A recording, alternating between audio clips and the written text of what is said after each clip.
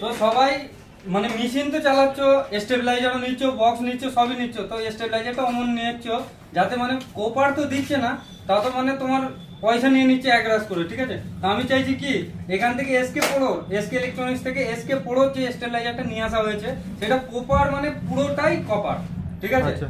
তো এর সঙ্গে থাকবে দেখুন 5টা সুইচ এখানে, আচ্ছা এটা ইনপুট আউটপুট, আচ্ছা। ঠিক আছে?